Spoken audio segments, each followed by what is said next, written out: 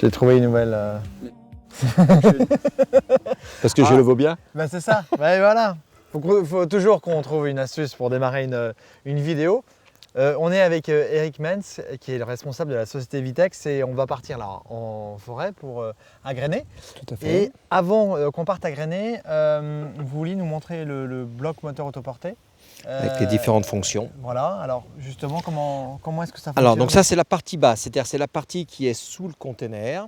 Donc, c'est un agrénoir qui peut être mis, donc c'est un agrénoir autoporté, donc qu'on appelle APV, donc APV qui veut dire pour véhicule, quoi, un agrénoir pour véhicule. Donc, tout simplement, il peut être utilisé tant sur un quad que sur un tracteur, que sur un véhicule tout à fait classique, avec une alimentation qui se met sur la prise remorque du véhicule. Vous mettez en position veilleuse, ça distribue, vous coupez la veilleuse, ça s'arrête. Donc ça, c'est la méthode la plus pratique. Par contre, il faut penser à une chose, c'est que l'alimentation de notre agrénoir est en 2,5 carrés. Il faut systématiquement que l'alimentation du véhicule, elle, soit en 2,5 carrés. Bon, s'il y a juste un fil à tirer de la batterie jusqu'à la prise remorque, il y en a pour 10 minutes à le faire. Donc ce système-là est fait avec une ouverture plus ou moins importante, c'est-à-dire 0, 1, 2. Plus vous ouvrez, plus l'ouverture sera importante et plus la distribution qui sera à l'intérieur du rotor sera importante.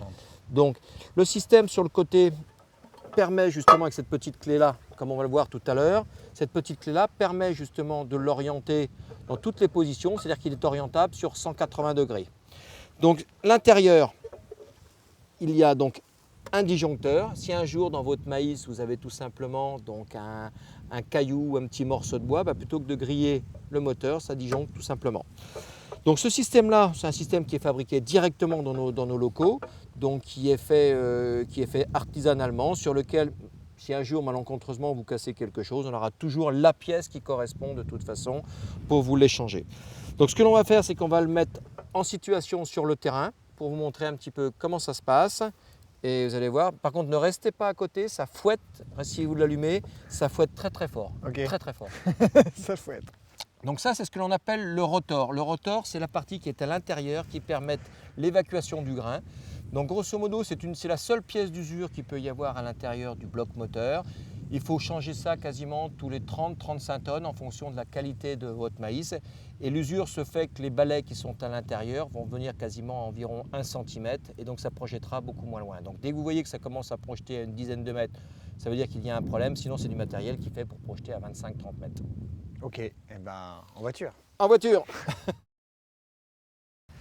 Bon, donc là, on est sur un territoire et là, Jean-là va agréner.